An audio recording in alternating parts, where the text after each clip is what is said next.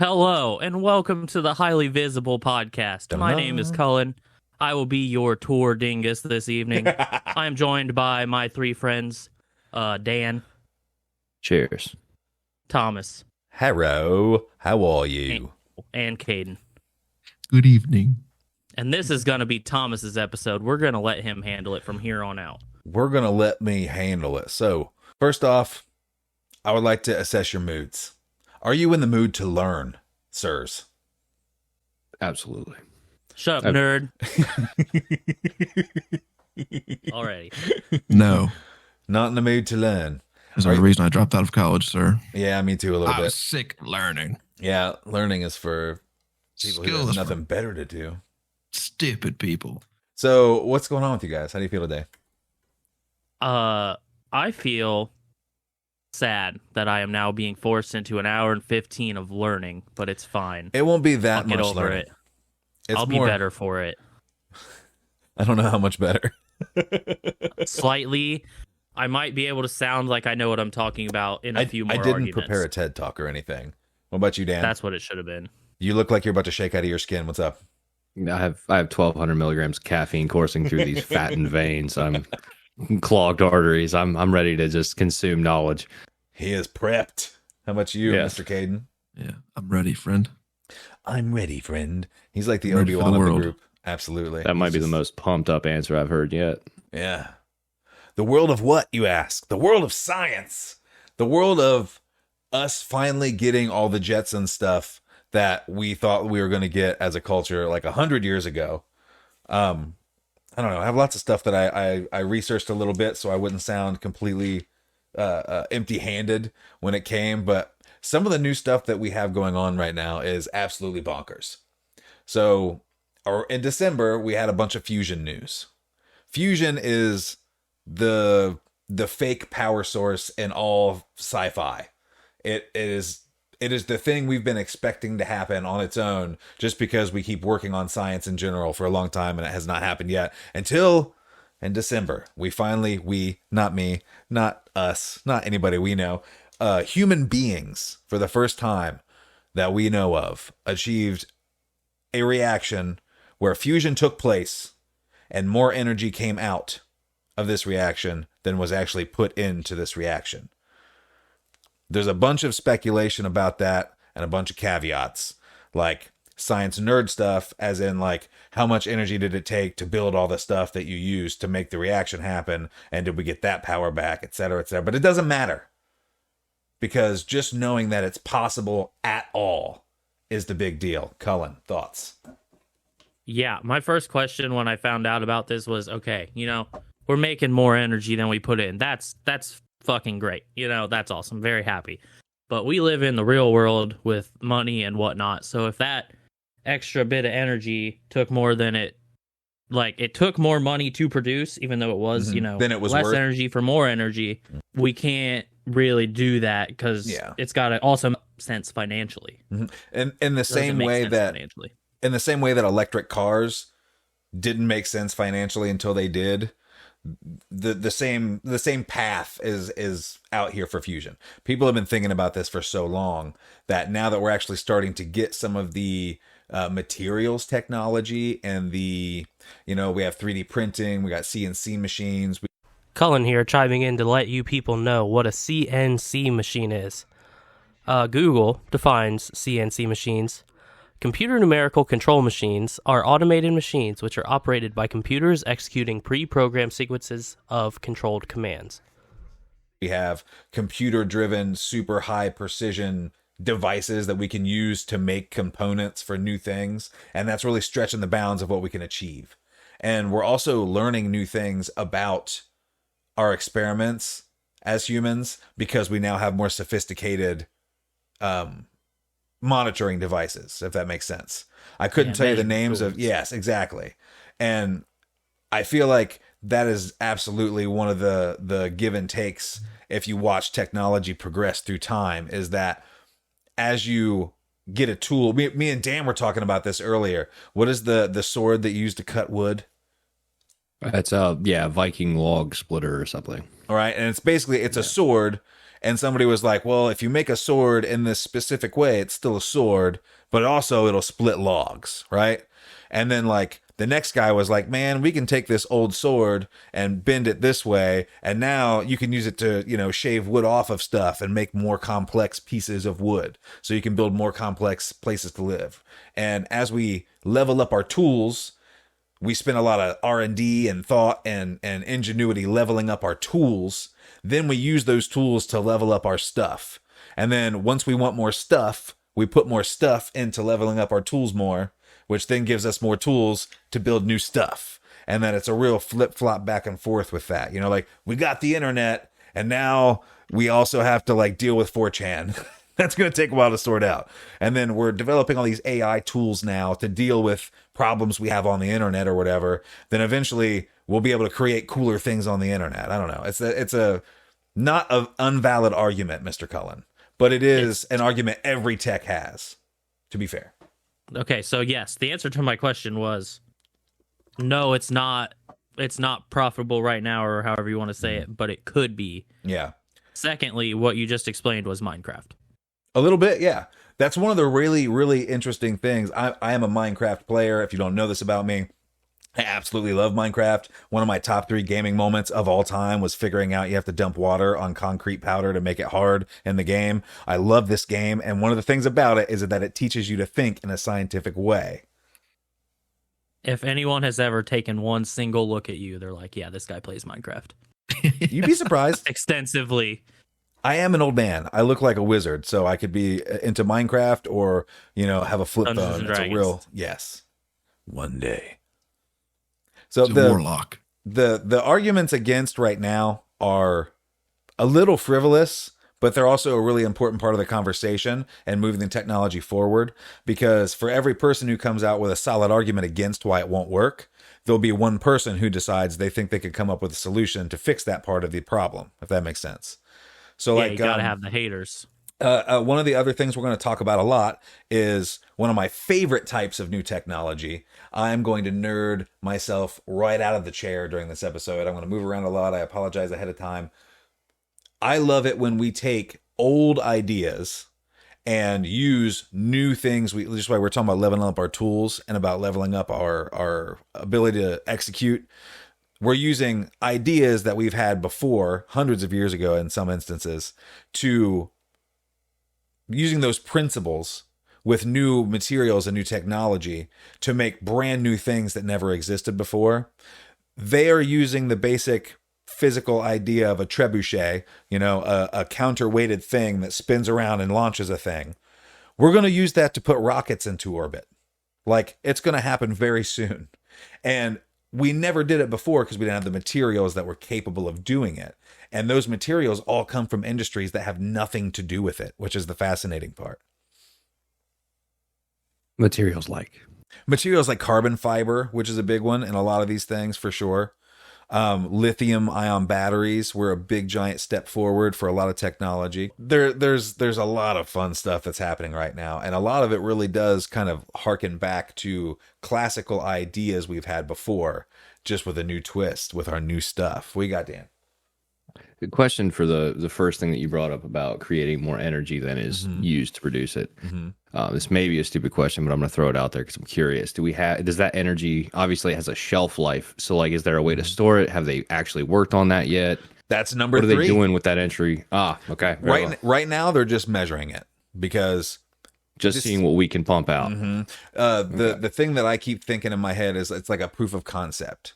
When you first, when you first decided to make an electric car, they didn't make a car that looked like a finished car. They made a box made of cardboard that had an electric motor in it and a frame, and the rough idea. They refined it as it went on, as they proved things were possible. Yeah. So the technology that we need for mass storage of energy, giant, huge batteries that are reliable in different temperatures, etc. That's another thing that just broke recently.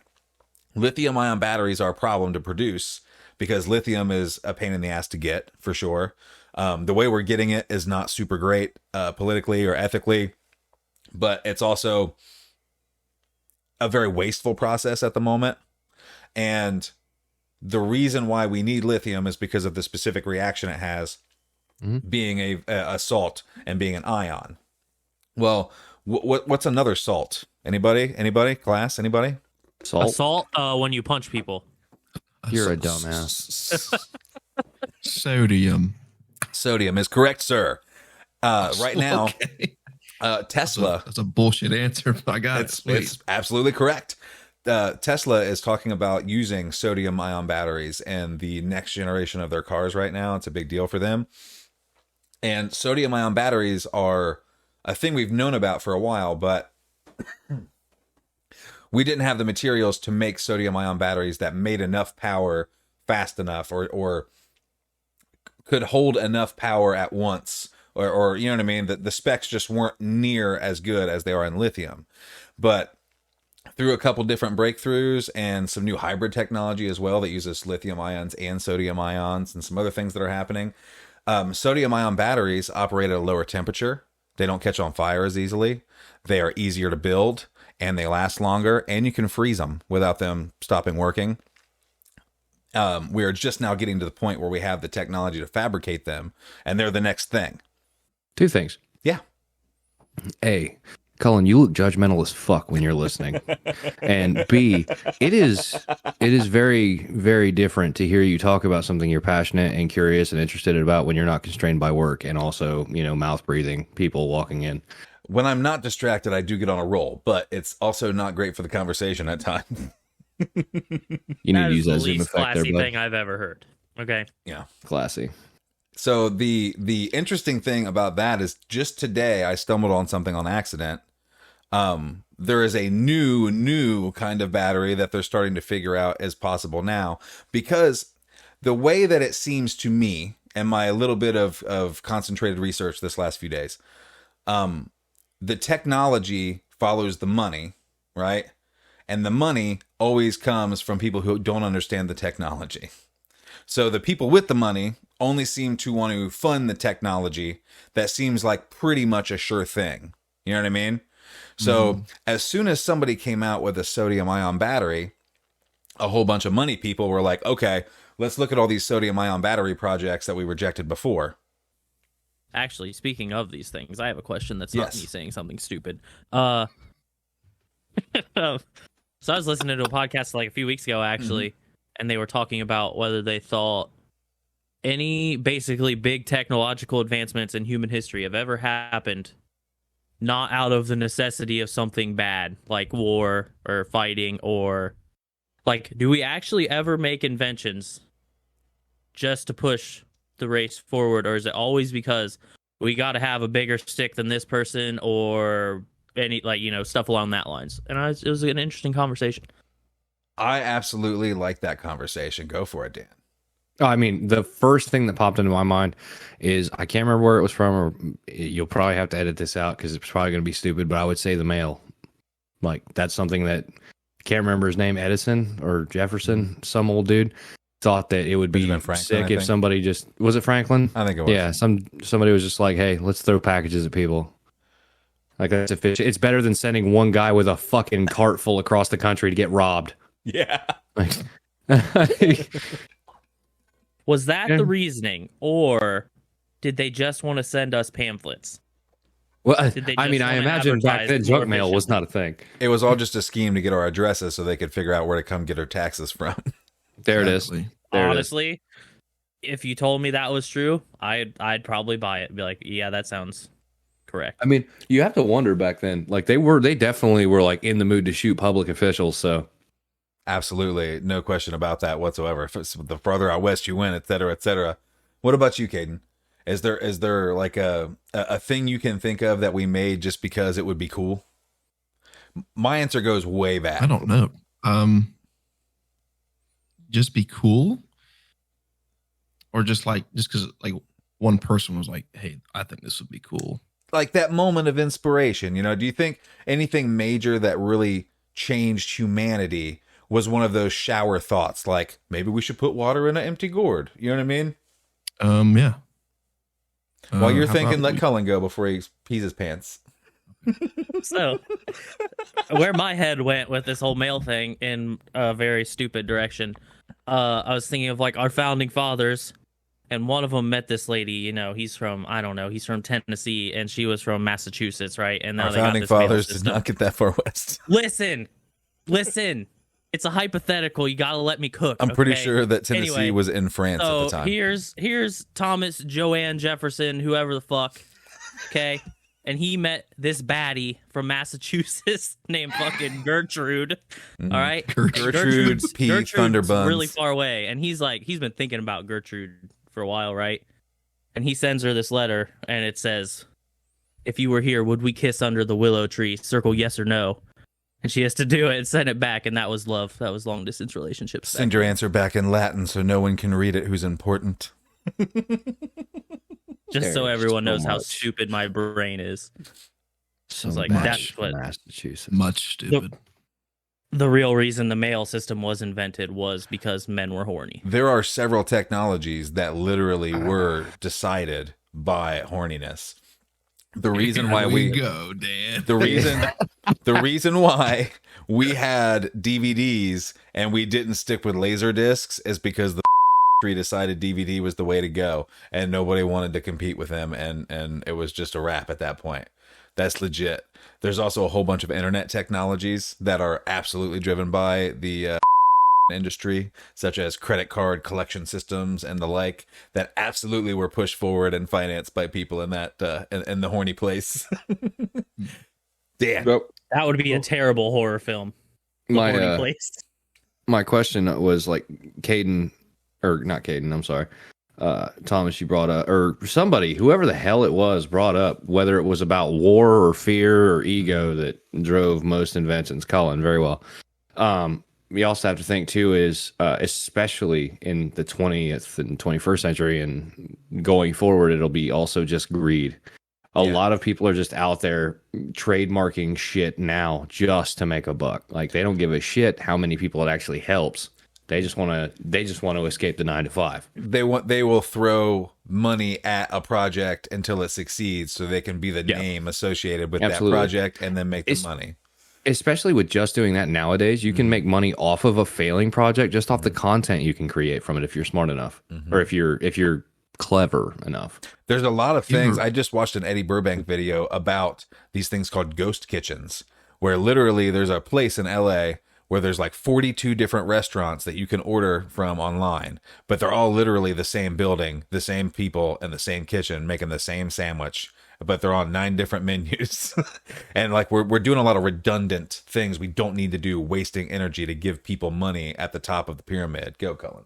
No, I was just gonna say actually a podcast I listen to has sandwiches that are from ghost kitchens. Yes, absolutely. And I really want to try them, even though I've seen pictures and it looks kind of trash, but I still am just like, I listen to that. I have to get a sandwich. Yeah, there's several people who have brands that just pop up like that, and it's kind of a cool idea, and there are good parts of it. Mr. Beast Burger or whatever it's called officially, that was the idea behind that, was that people who have kitchens could order supplies from his company, and they could take orders that were pickup only or whatever, and it would give their kitchen a way to produce money to keep their people employed during COVID, et cetera, et cetera. And there are good reasons for having ghost kitchens. Apparently, a lot of these burger places are like Red Robin and like places that are already open. And it's just a way for them to maximize the efficiency of their kitchen as far as pulling money back out of the kitchen. And it does help people stay employed if they don't just skim their money off the top and keep it all. It's an interesting problem we have. An overabundance of things leading to the duplication of work for no real reason. And it's something that is probably going to become it's one of those problems that's like a wave in the ocean. It just gets slowly worse, but it gets worse or faster as it goes. I don't know. What do you think? You and me could fill an episode on that. Yeah, I have very specific thoughts about that, but I think the people need to hear from Caden perhaps. By which point? You were supposed about to be thinking. Yeah, you're supposed to be thinking. thinking, stupid. the non-murderous Changed topics like inventions. 6 times. Yeah, that's since fair. then, so I'm like, That's fair. I was buying you time. I didn't want you I to, keep to trying to look think like of a different loser things in now. front You of the guys are rest like, of summer changing it. school. I'm like, shit. Think of something to talk about this thing now. He's holding his worm up now. Every time you You talk, gotta put the well, finger up, dude. You gotta where's your put the worm? finger Where's your up. worm? That's the Stand up thumbnail. for yourself, son. I was trying to think of my first thought. Like, Mhm. well, what Thomas said someone probably thought of in the shower. I was thinking like it's not really a technology, I would say, but I don't know. Was I it was at the thinking, time like, of its invention? Yeah, I was about to say bow and arrow was new technology at one I time. don't Yeah. know. I mean, it's not really a technology. I mean, I think of like Amazon almost, because you think about go from like selling books, because like not you can't really buy shit online, and like it wasn't like a mainstream thing, you know. Mhm. You think of it now, you know, Mhm. everything's online. Yeah, So, they definitely are one of those cases like before too. Like it's a great thing for some reasons, and it's a terrible thing for some reasons. So we're really gonna have to figure Yeah. that out in the next 10 years. well, that for was sure. the thing. Like you know, it wasn't like someone was like, we need to figure out a way to get our people more shit. Like some guys like, let's start selling books online. You know, Mm-hmm. it wasn't like out of greed. I think you know. And in the words of one of my favorite news guys, Mr. Cody Johnston at Some More News, I'm a big fan. A lot of these people who made lots of money during like the tech boom, that was literally their contribution to society. They were like, hey, there's a thing that exists. Let's figure out how to do an online version. And you know, not to like hate on them, but like a lot of very greatly financially beneficial things for certain people are ideas that are already existing that they've just adapted to the new trend. Go, Dan. Oh no, absolutely. I'm gonna piggyback off that. Exactly that. Please. Is yes, Amazon is nothing new. Well, I mean, for the time it was kind of, but I'm saying like think of think of the established companies with hundreds of thousands of employees, your Targets, your Kroger's, your Walmarts, the Walton family them alone. Think of all of the established companies that have copied Amazon when Amazon doesn't do anything revolutionary. It just put the shit that Walmart had online, essentially. It's kind of like what I was saying before too. With once somebody proved that it made money the first time, Right. now it's adopted by everyone. Right. Mm-hmm. It's interesting. Absolutely. I'm going to go way back for my answer. I think that in the very beginning of human history, we did invent things out of fear and terror, but also out of just sheer curiosity. I think one of the first, this is not my original thought. This is a thought by whatever the guy who wrote Sex at Dawn is. He has a podcast. I can't remember his name off the top of my head. He said that he thinks the first human invention was the hammock. You'd never find evidence of a hammock existing. It's just, 3 or 4 vines tied around a tree on both ends or whatever. But like, that's probably one of the first things that apes invented to keep themselves safe, but also to relax and have comfort. And, it might be one of the first things we did besides hitting something with a stick or a rock that showed us we can take something from our environment and turn it into something new. Absolutely. That on that same subject, they say that our ability to, like, we're one of the very few species that can see color. And they say that grew or evolved or whatever you want to call it, from our fear and our history of being hunted by reptiles. And so, and hanging out in trees and shit. So that would actually make perfect sense. Our, whatever you call it, perception of color and all that, and then the ability to sleep on something that isn't a tree branch. That makes sense. How many times I've probably walked by a lizard on a fucking tree that could have like Well, pounced on me. to be fair, And we're me. higher on the food chain than we have ever been before. Fair enough. Back in the day, yeah, a poisonous rattlesnake could have sent it. Well, I mean, they could still send us to God, but it'd be a lot harder now, considering the fact that we could walk 10 minutes and get shot full of shit that would take it out of us. Absolutely. It's one of the beautiful things that as technology ages, it becomes easier and cheaper. It becomes more ubiquitous. What a word and what a zoom. What a class clown, bro. I need to stop. I need to be stopped. So So stop. I just vision- thought of something Do it. that was like super simple, but I think it changed like the world pretty much. Just soap, like hand soap. absolutely. Wow, yes. Clean Yeah. your So hands. freaking lootly. Absolutely. Do you know what the one of the main theories on how we invented soap is? It has to do with cremation. People realize that the place where you cremate people and like boil their fat and the fat soaks into the ground. Well, the place around there was probably some sort of a river that they used to wash their clothes in. And they realized that in that place in the river, there was something that resembled soap going through the soap making process via cremations and the formation of ash, because ash is how you make lye, and lye is what you use to make soap.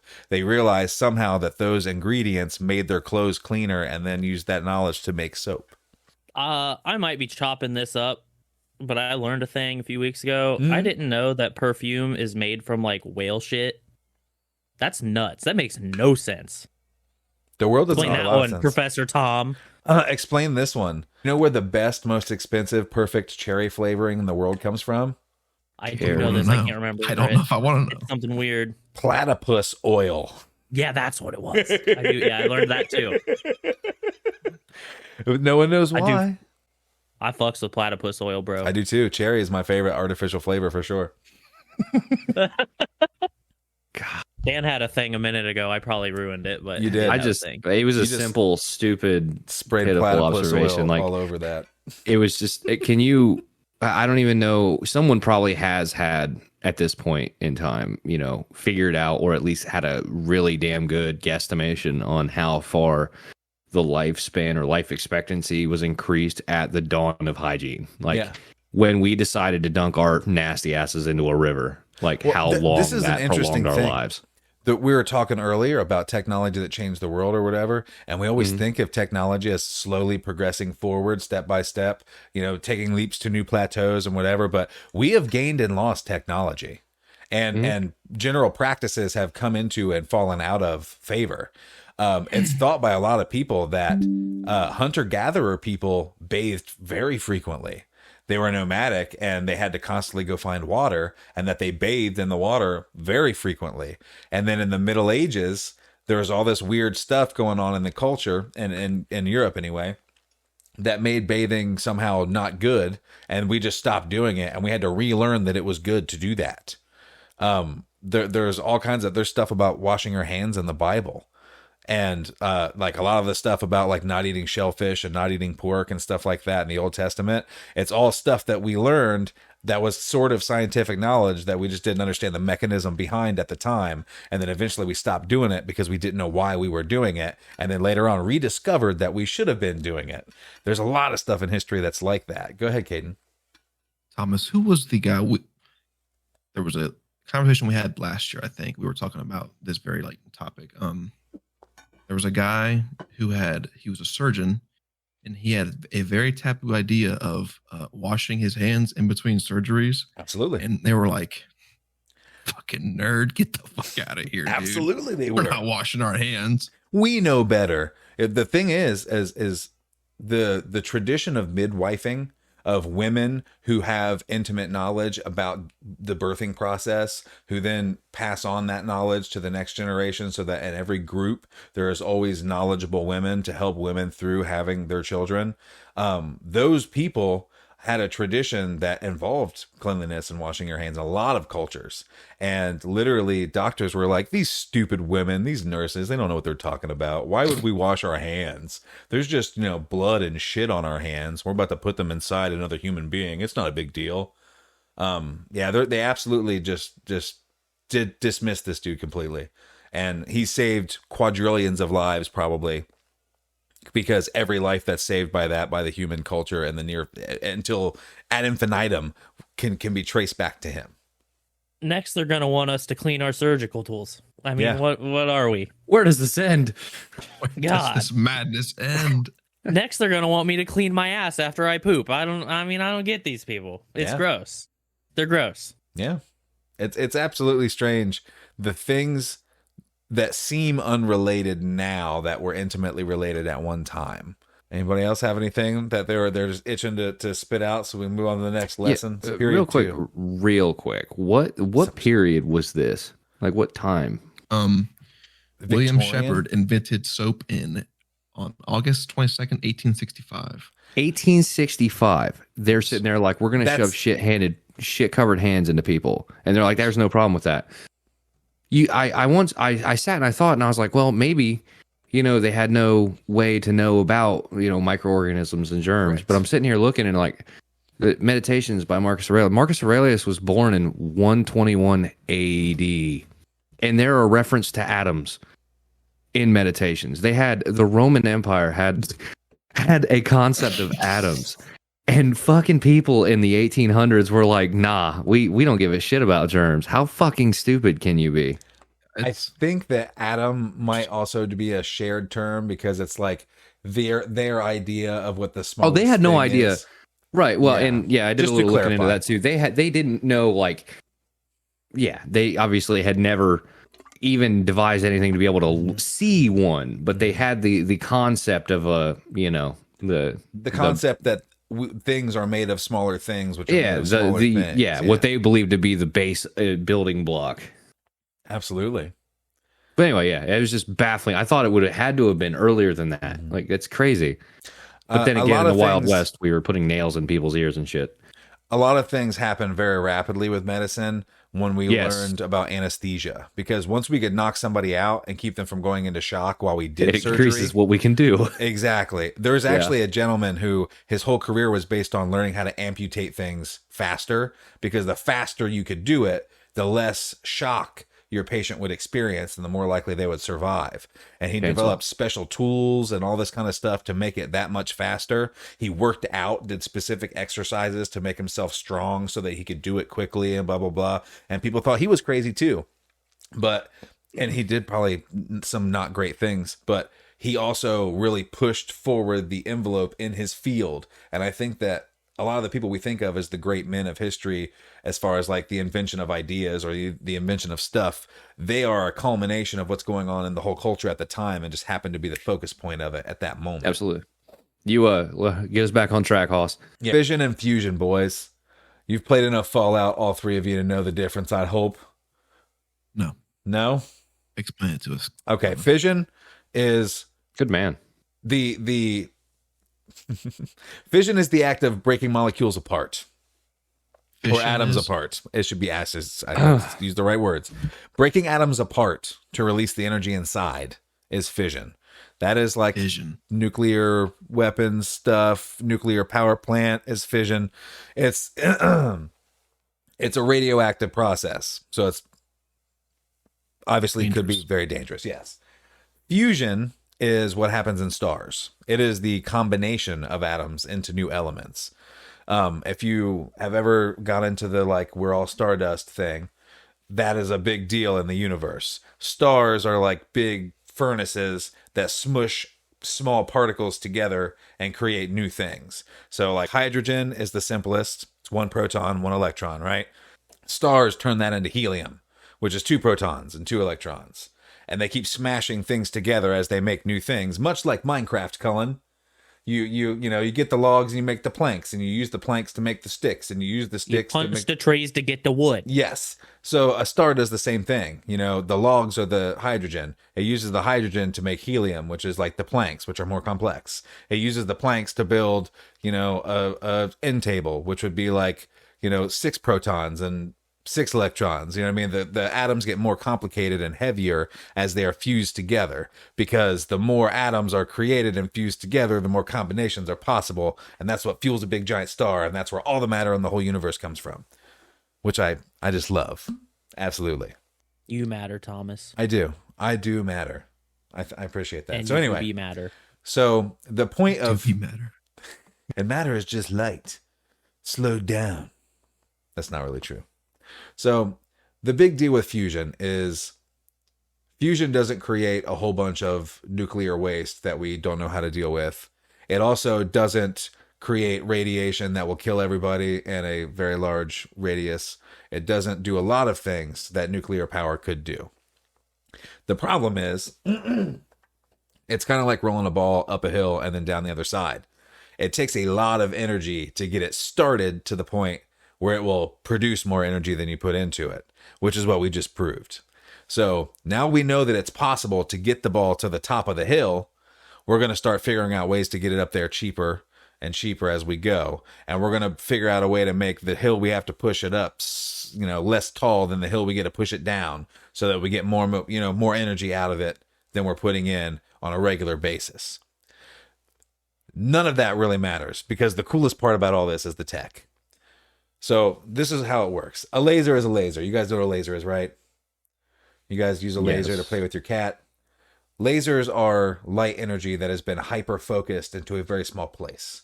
So like the same way that if you have an iron brick, you can't stab somebody with it because there's too much surface area poking Cullen in the belly with it, right? But if you sharpen it to the point where it has an edge, the surface area that you're applying your force with and pushing on the belly, so you can just stab the crap out of Cullen, is greater, and eventually you'll achieve that. So a laser is the same idea. Instead of a light bulb spraying light everywhere on Cullen's beautiful face, it focuses that light into a narrower and narrower and narrower and narrower and narrower surface area, making there be more force in a smaller place so you can do more things. So these lasers are insane. I have no idea how they work. They're absolutely ridiculous. They take insane amounts of power. And what they've done is figured out how to make a giant laser beam, split it into a gazillion different little beams. I think it's like 72 or 207, or there's so many numbers. I can't remember them all, but it's several dozen, probably a dozen, maybe more. And all of these beams are perfectly aimed into the center where the fuel is. Okay? The fuel is dilithium and tritium, which we'll talk about later. A teeny tiny little BB, about this big of it.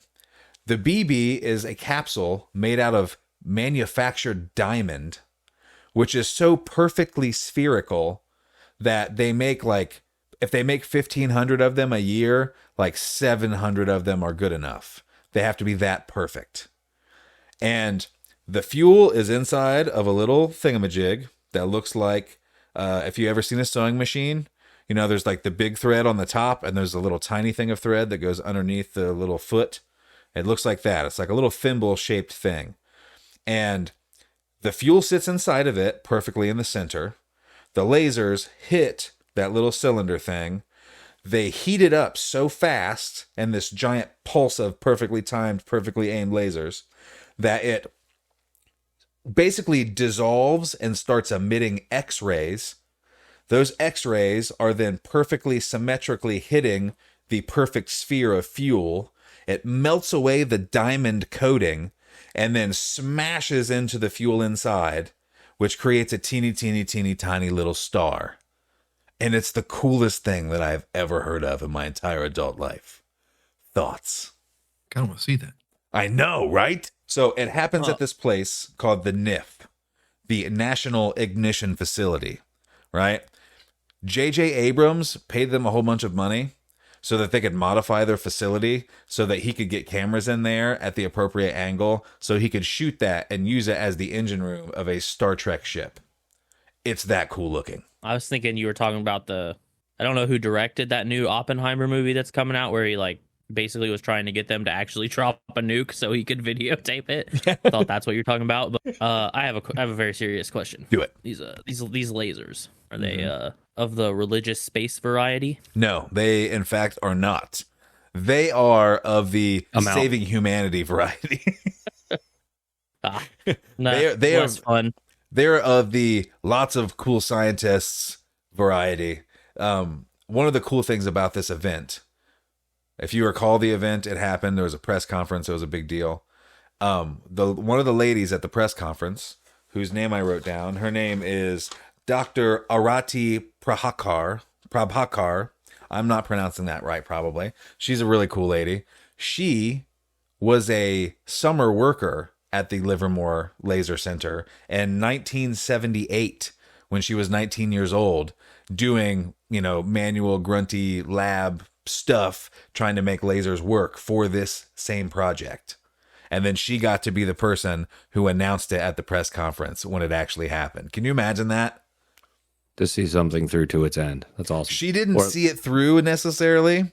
I should clarify that because she talks about this. No, like she's a scientist, so she followed it. But she literally, it would be like me getting an internship at Marvel Comics, like before anyone cared about Marvel Comics, and then 40 years later, when I'm like a grown-ass adult with grandkids and stuff, Marvel Comics is the biggest thing in the whole universe, and like I knew the guy who started it, kind of. You know what I mean? Like this lady. So you're really cool at cocktail parties. Sort of, yeah. Like you had to be there. You know what I mean? You had to be there. My God.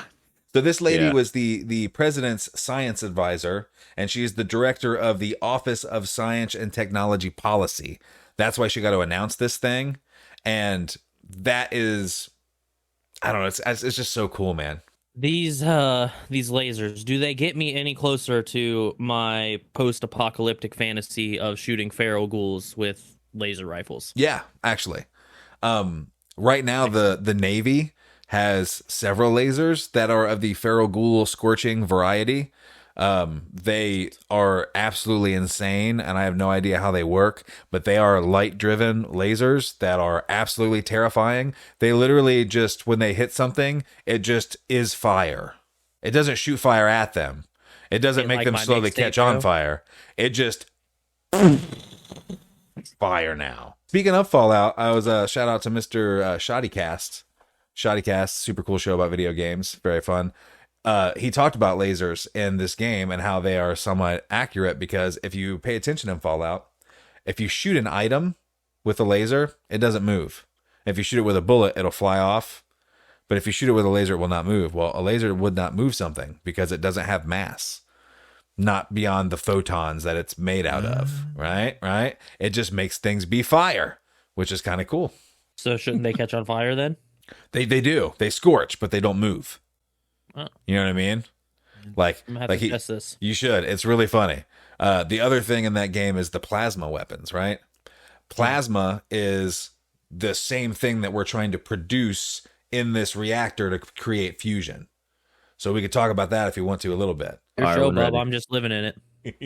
Lasers sound cool though. Just you could like burn shit without like moving it though. One of his big pet peeves in the video is that the laser rifle still has recoil, even though it's not actually shooting a projectile out.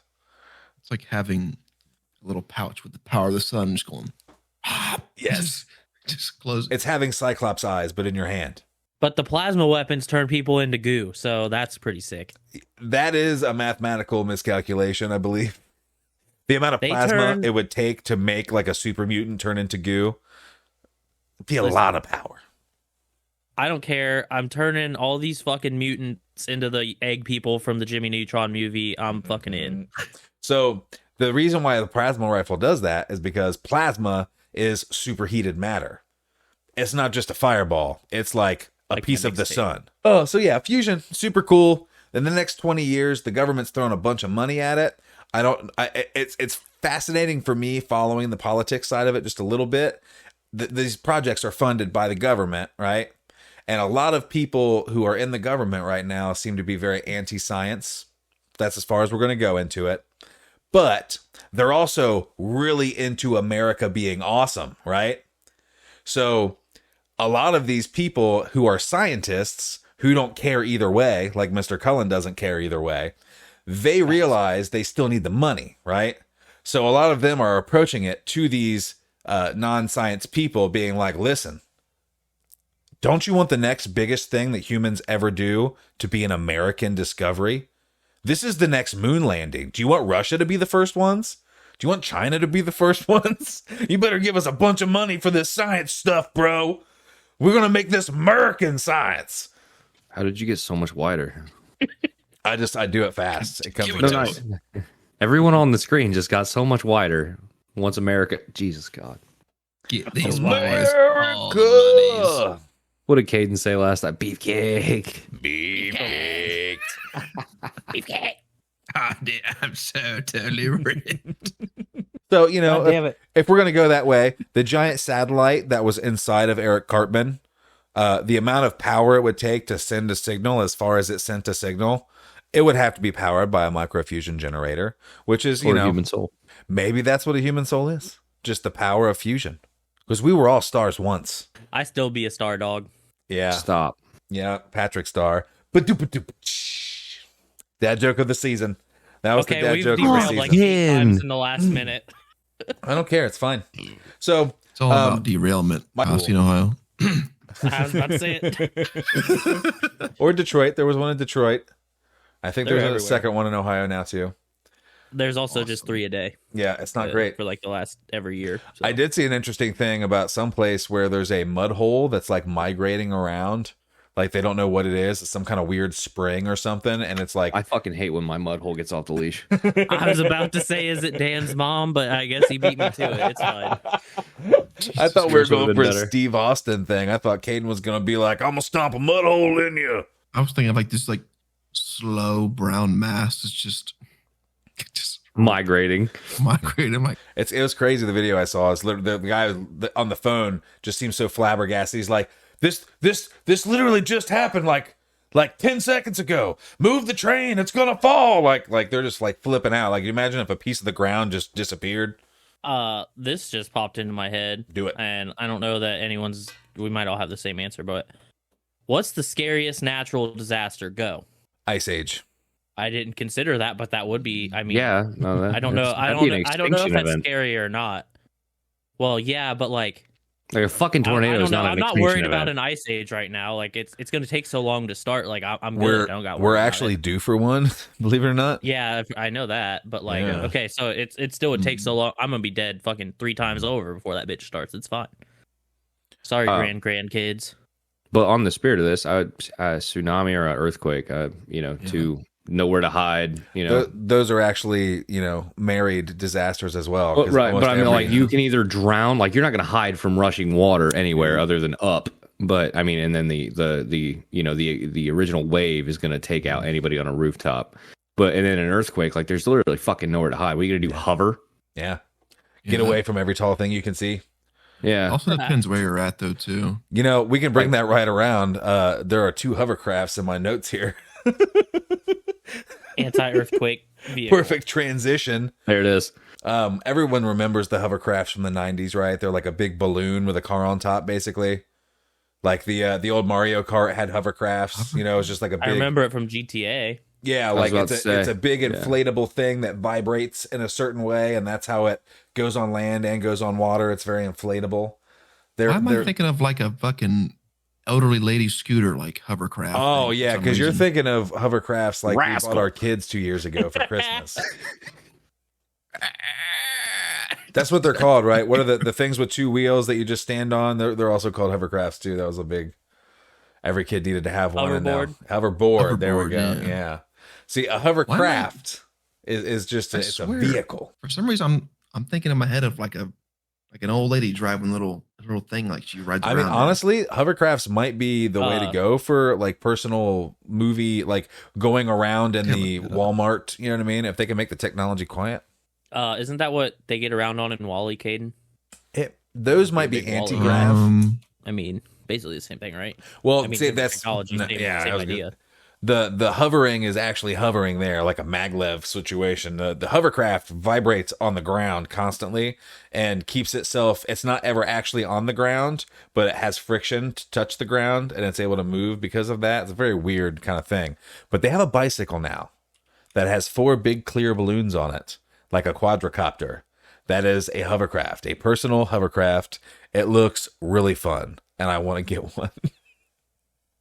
They also have a feasible, tested, you can actually buy it if you're a bajillionaire, quadricopter, like a drone, that is big enough for you to sit in and fly. It's open air like a motorcycle, and dude's just flying over the open water in it. I'm gonna have to make sure that that's safe before I get on that. A hovercraft, I'll fall down 2 feet. I'm not going up in the quadcopter. How about you guys? Oh, so you'll give the orphans dirt bikes without helmets, but you can't go in a little fucking drone. Okay, I see. Yeah. Yeah, no. If Bezos isn't investing a little bit of money into getting one of these and just living his best life, then he needs to have his This is your one job. mistake. Bezos is balling, bro. He's on his $100 billion fucking yacht. Who the fuck gets that much He money? went Buys to a Elmo boat. Space. Buy a fucking helicopter. really and weird. Go fucking fuck yourself in it. It's No really way. weird that you say that, because one of the other things in the video I watched with the hovercraft and the quadricopter was a new kind of boat. It's an amphibious boat that has God, like really? tank tracks, so you can drive it to the beach and then drive it onto the beach and then drive Horse it to your boat. Yeah, guess what it's being marketed as? It's a limo for your super yacht. Thank God. Ew. I have been That without makes for me so sad. long. That sentence literally makes my belly hurt just to say out loud. The fact that anyone, it's like when you hear somebody say quintuple cheeseburger. It's like, why? Stop. Our long national nightmare of how to get to our super yachts is over, fellas. Thank God. I know. What did we ever do? So Rejoice. we're burning a little bit. We're going right through. I'm having a lot of fun. My favorite thing that I wanted to talk about besides the fusion thing was the catapult. We're talking about old technologies doing new things with new materials, right? What is the hardest thing about getting into space? Anybody? Getting from the surface. Making My opinion. $18 an hour. You're a You gotta dumbass. you gotta fight gravity, my friend. Right. And right now we're using rockets to do that, yeah? What are rockets mostly made of? Have you ever set off a little tiny rocket for science Matter. class? Or... God damn it, Colin. Combustible matter. Yes, they're almost entirely fuel, right? Dude, I'm the fucking teacher's pet. bro. I swear to Absolutely. God. You're getting a gold star. Where's So that apple? just ballparking figures. Don't correct me on my numbers. This isn't a research paper. This was just a fun thing. 4. So When an astrophysicist watches this, he's going to shit yes. all over us. And he would agree that, very generally speaking, most chemical rockets, the mass, the weight, the bulk of the rocket is fuel. 80%, 90% even of the rocket. Rude. Oh, Cell bring it, phones in man. class? Teacher's pet? I think not. Dismissed. Oh my goodness. The bell doesn't dismiss you, Caden. I dismiss you. Sorry. Anyway, sorry you guys had to hear that. Okay, so the problem with that is in the rocket equation, it's mass, right? Mass times how much force you can generate up versus the amount of gravity pulling you down. Well, every time you add more fuel to get more boost, you're actually adding weight and mass. You know, weight is mass times gravity or whatever. You're adding more weight to the rocket, which makes you need more fuel, which makes it weigh more, which makes you need more fuel. It's a very vicious kind of a cycle. It adds up real fast. Go ahead. At what point in this equation do you factor in the girth and the yaw? The girth and the yaw are absolutely considered from the get-go. The girth actually is a big deal with rocketry, believe it or not. There's an interesting thing. It's just a small mention. Ways of getting rockets into space are a big deal right now for satellites, right? Your cell phone, GPS, all these things need satellites to work. And satellites are getting smaller and smaller. There's this cool dude who has a company called Space Ride. Space Ride is a commercial satellite launching company that uses big giant ass balloons to get the rocket most of the way up there. And then it has a special device that aims the rocket so that it goes to the exact place in orbit that you want it to go and deploys your satellite. Literally the movie Up, the nerd version. It's super cool. I might end up having to do a TikTok about it because I really enjoyed watching this video. Go. Favorite space movie? Go. Favorite space movie? I'm going to go... Star Wars. Fair. Oh, man. I'll take it. I'll allow it. Yeah.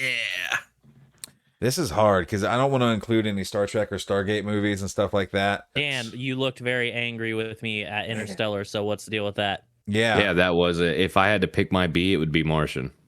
that is I a haven't great watched that, one. but I should. I've listened to the audiobook a whole bunch of times too. It's fantastic. There's this one of my favorite movies that's about space is this weird movie where they like are flying into the sun, but like somehow the sun's like hypnotizing them, and it's like a weird like psychological horror movie, but it just happens to take place in space, and I can't remember the name of it. I imagine if you get that fucking close to the sun and it gets that hot, you'll eventually start losing your bearings on reality.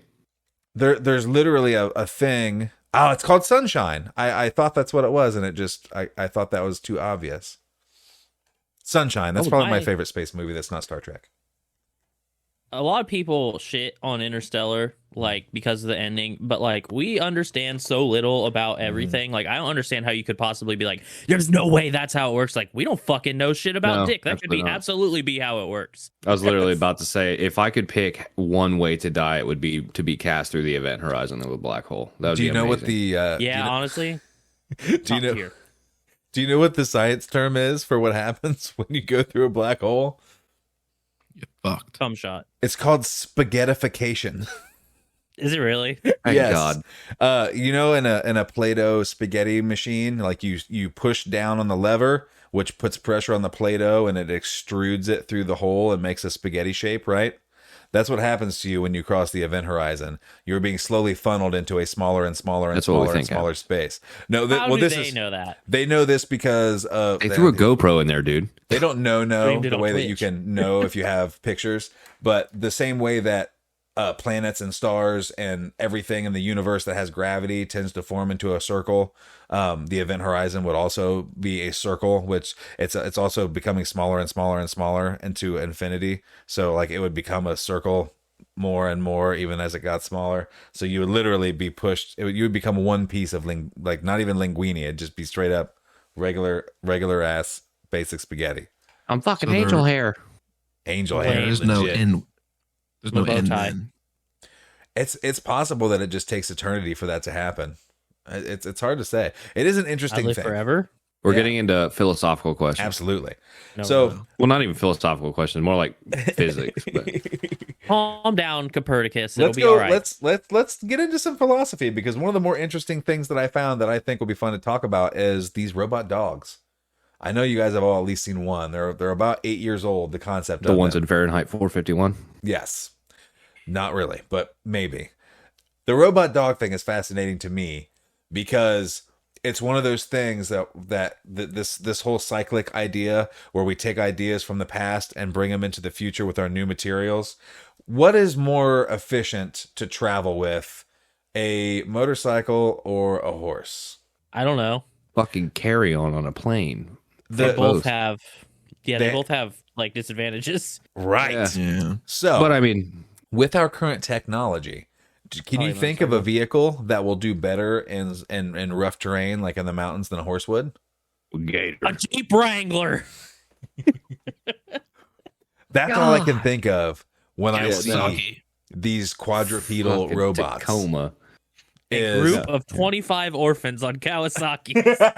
God, this is They're all wearing pit vipers, and no one can get them to be quiet. They all have Mountain Dew for some reason. Just Mountain Dew tattoos on their cheeks. copious amounts. Yeah. But yeah, These I get cheeks. the utility. So the that's what I keep seeing when I see these robot dogs walking around. One of the benefits is that they can, cross rough terrain. They can climb piles of rubble. One of the things they're using them for is they have very sensitive microphones and other devices that'll help allow them to find people who are trapped in, if we have an earthquake and the building collapses, or if we have a fire, etc. Search and rescue type applications. But the cops are already starting to use them for stuff. They're using them to patrol some military bases. They're using them for several things. But one of the interesting things that I saw was the one of the more interesting things that they were bragging about is that you can't push them over. Oh yeah, yeah. I've These- seen that. Yes, they have some sort of software that allows them to sense that they're being pushed in a direction and then apply force on the appropriate limbs in the appropriate direction at the appropriate time to counterbalance that force. That is an insane amount of engineering, and it doesn't seem like a big deal until you really think about it. Like, if you were riding this thing and you ran into something, it would automatically fix itself, like a cat fixes itself as it's falling. You know what I mean? Like, I mean, it would fix itself, but I mean, you still have inertia. Like our fat ass is still going to be going in that other direction. yeah, there's going to need to be a real vacuum tight saddle to make it. But I'm just saying, Yeah. like, could you imagine having a horse that never gets tired? And, Until it needs charged. that is true. But could you imagine having the capabilities of like a horse, but also, and in the same way that a horse, the old cowboy joke, it's best to drive a horse to the bar because a horse will drive you home when you're drunk. That if you could have a vehicle that was smart enough to transport itself like this robot dog can, it should be able to transport you as well, right? So instead of having to worry about negotiating, it's not like having a remote control horse.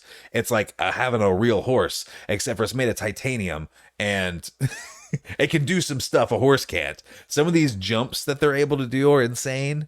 Could you imagine being on a vehicle that could jump up a cliff the way that you see a goat jump from rock to rock on a cliff? Like those goats that stand on like the most minute side of the mountain. They're like, just like, yeah, I'm up here just chilling, man. They're, What?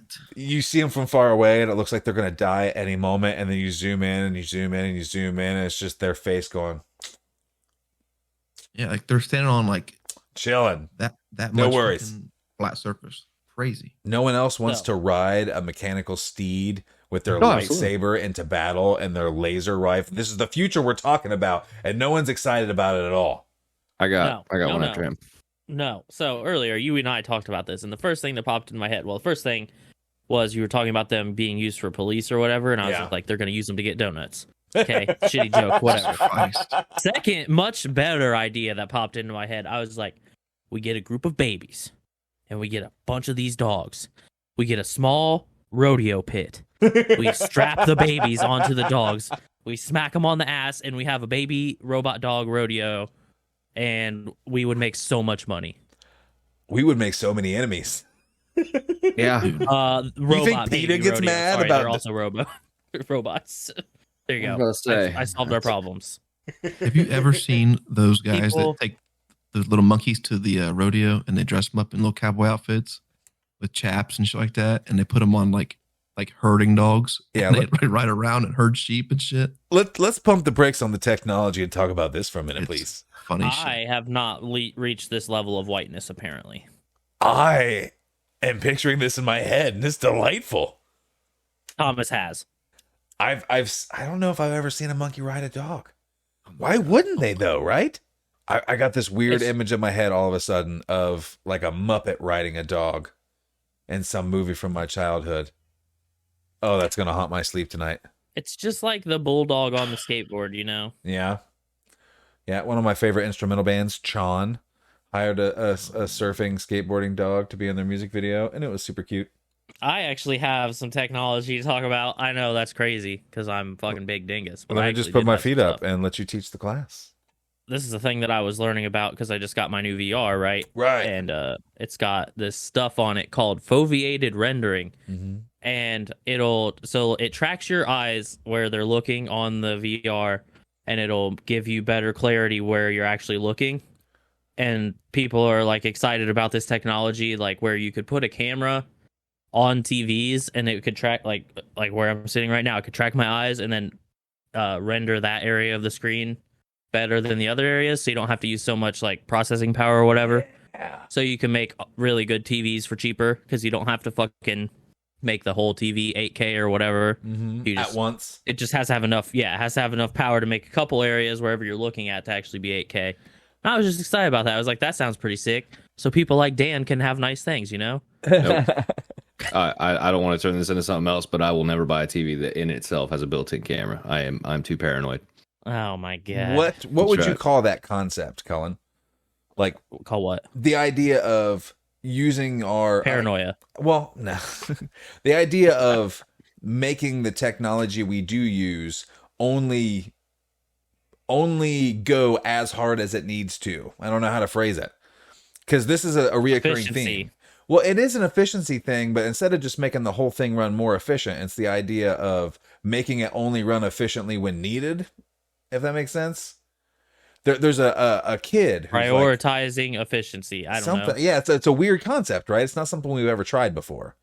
Like, can you think of like anything in automotive, like in motors, like in combustion engines, where we tried to figure? Well, maybe the idle was about to pulley, say, transmission. right?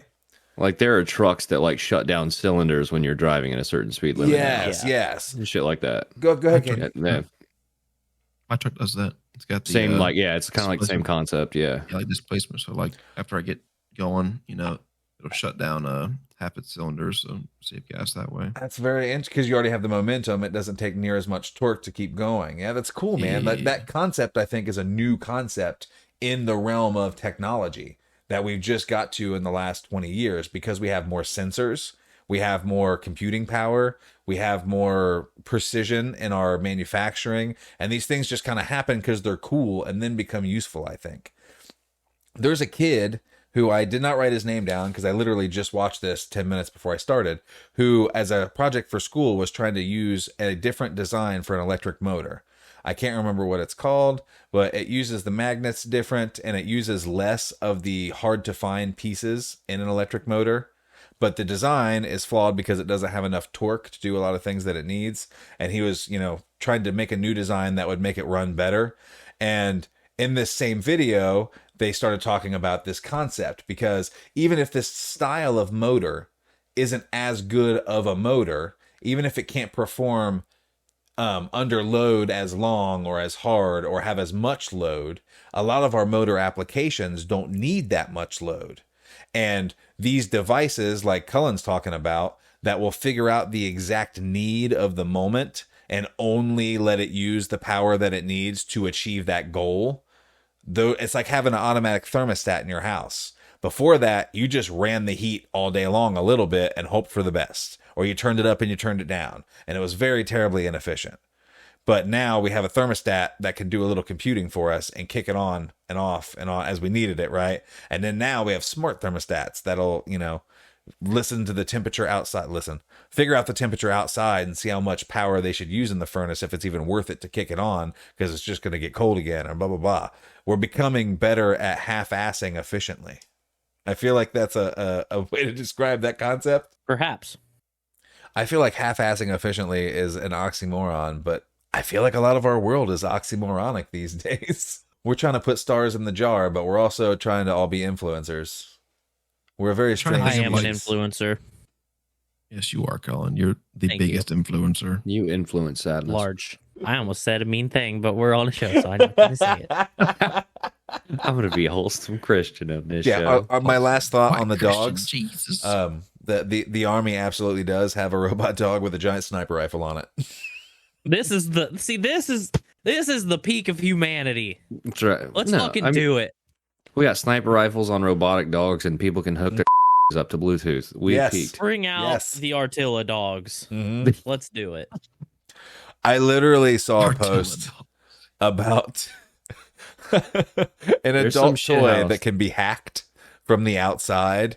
And literally a guy posted, like, just in case this happens to you, surround your genital area with aluminum foil. It will disrupt the Bluetooth signal and return it to rest mode. I'm like, we live in a world where there's a dude who knows this.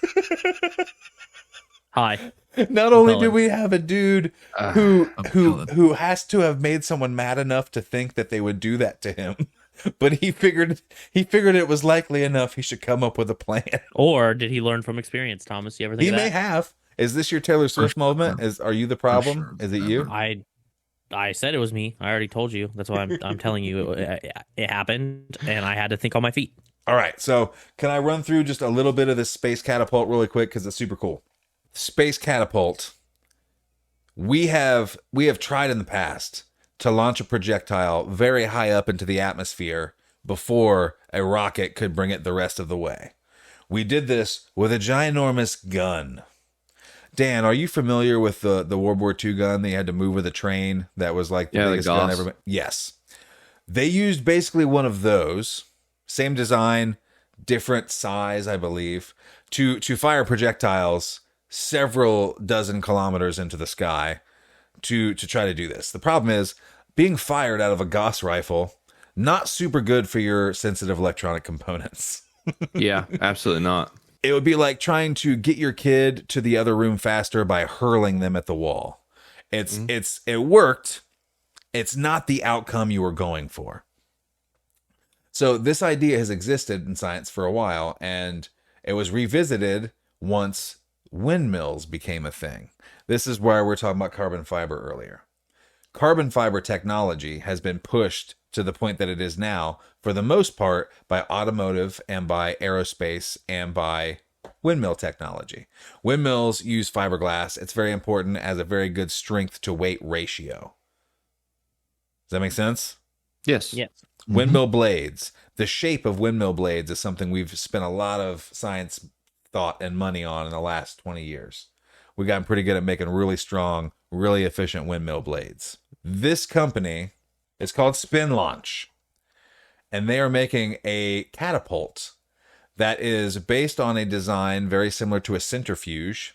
I don't know if you guys are familiar with that. It's the thing in the lab that spins the stuff and separates things. So, go ahead. Correction. It's the Gustav. The Gauss is from fucking Fallout. Yeah, Yeah, Gauss I was rifle is confused about that. Yeah, Gauss the rifle is a Gustav. real thing too. It was a thing that came up in my tech research. It's kind of like a railgun. I knew that was wrong, but it's the first thing that popped in my eye. We were close, but yeah, the Gustav. So this idea is they are making it. Yes. This is so fucking off topic, but I was thinking about, you need an alter ego for the Incredible Honk. Yes. Gustav should be his first name. Anyway, continue. So this catapult is kind of like a trebuchet we talked about, the thing that throws the giant rock. It is based on gyroscopic weight balancing stuff, okay? You could only spin up something heavy so long before the tether, the thing that holds it to the center where the motor rotates, would snap, right? So they have lots of problems. They decided that they were going to be geniuses and figure out how to solve them one at a time. The first problem is, well, do we have something that is strong enough but light enough that the motor will still be able to turn it super duper fast? They basically took a fiberglass windmill blade sort of design, and they use that as the tether. It is stacks on stacks on stacks of thick carbon fiber. It's crazy the amount of weight that it can hold. And the thing that is the next issue is G-forces.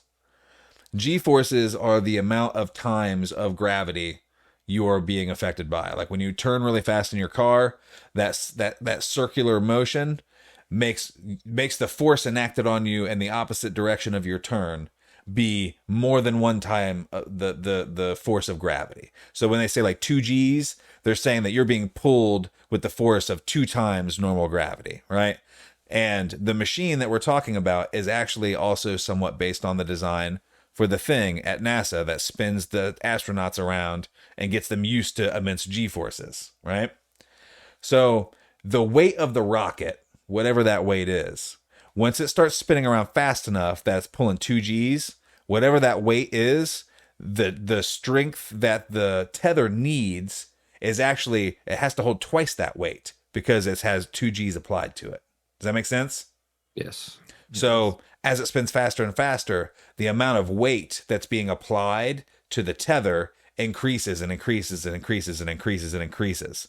So the carbon fiber is the only way we would have been able to achieve a structure that could even hold that amount of force. So that was step 1. Step 2, once you start going that fast, this thing is going to spin up to Mach 6. That is 6 times the speed of sound. That is the speed of a jet. Okay? The air molecules hitting this device at that speed would be enough to create enough heat to basically melt the tether and deform it completely and destroy the whole thing. Do you know like the controller vibration in your PlayStation and Xbox controllers? They operate on the same material concept. The thing inside there that spins is just an off-balanced weight. And the weight being not balanced as it spins makes it vibrate really hard in your hand, right? So if the tether deforms even a little bit and it becomes unbalanced as it spins, the whole thing will start to shake and rattle just like your PlayStation controller until the whole thing shakes into pieces and kills a bunch of people. So how do you fix that? The geniuses there decided that to eliminate the friction and therefore eliminate the heat, they would eliminate the air inside of this giant machine. So have you guys heard about the Hyperloop? Yes. One of the big things about this underground tunnel-y super train, one of the things that's going to make it run more efficiently, it was that they were going to have most of the air sucked out of the tube.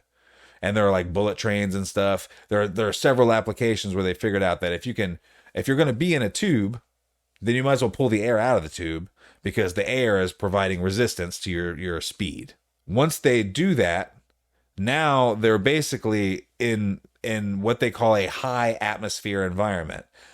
The part of the rocket journey that's the easiest part. So the next step is, how do we launch a rocket out of a hole in the edge of this thing without letting all of the air rush back into the giant room that it spins in? To do that, they made doors that close in 0.3 seconds. The next problem is, what happens when, say Dan, Cullen, Caden, you guys are 6th grade girls. You link all your hands together so that you're in a circle and you start to spin around. And the faster you spin, the faster you can go because your weight is being pulled to the outside. It's centrifugal force, right? If one of you lets go, the other two are going to fly in every direction, right? What's going to happen when this arm releases the rocket? It's gonna go. The whole thing It's gonna becomes shit unbalanced now. Yeah. So the next thing that they figured out is they have to put a counterweight on there that weighs the exact same amount as the rocket, right? That's going to keep the load on the bearing that turns the shaft from taking too much force in the wrong direction and ruining the bearing. So they had to design a way to let go of the rocket in a way that is like throwing a baseball, which, a super clean release. Then they had to design a counterweight that they could also release at the exact same time, but in the opposite direction. I don't know if you guys are picturing this in your mind, but it's basically a giant donut that points towards the sky where you shoot the rocket with a big tube coming out of it. It kind of looks like the letter lowercase b.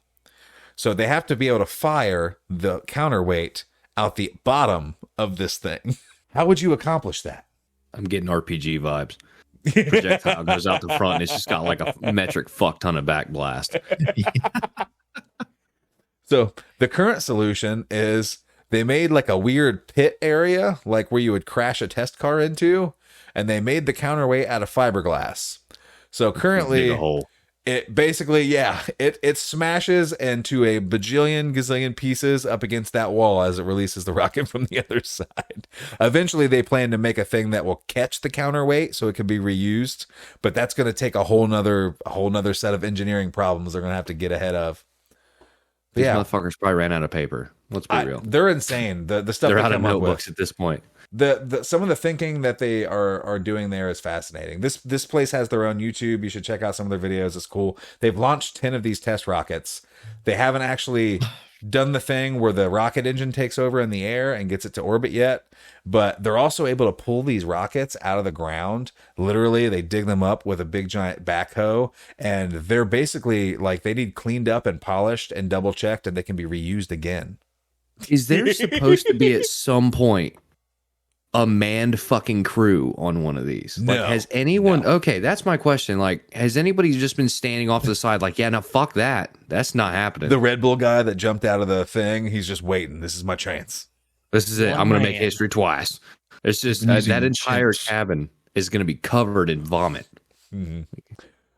Currently, it is. I believe their estimate for the full scale is to launch 200 kilograms worth of material into orbit, and that's like a medium-sized satellite.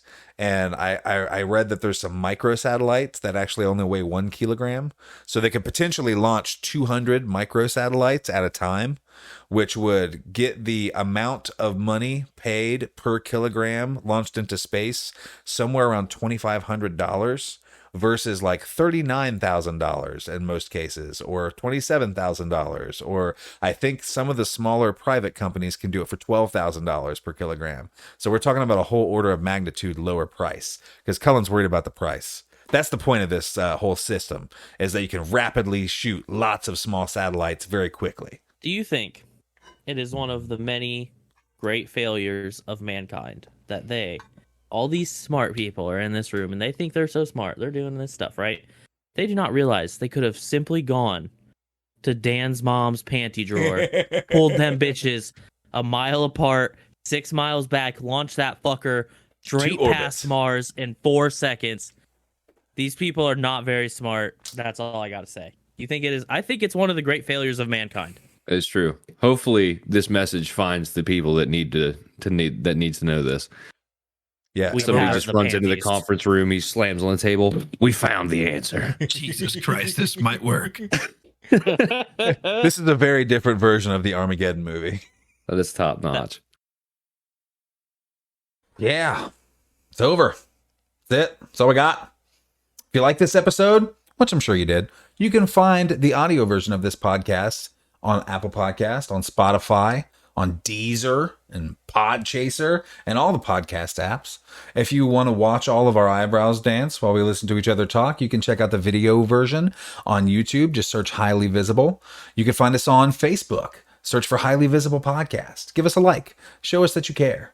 If you want to find us on Twitter, you can find us at HighViz Podcast, or individually at HighViz Caden, at HighViz Cullen, at HighViz Dan, or at HighViz Thomas. You can find us on Instagram at HighViz Podcast, or, if you don't want to write all that down and, you're not going to remember it, just check us out on Linktree. Linktree/highly visible. Everything we got, it's all right there. We hope you enjoyed it. We're glad to have you. Hope to see you next time. Big thanks to Real Engineering on YouTube. Their documentaries are fantastic.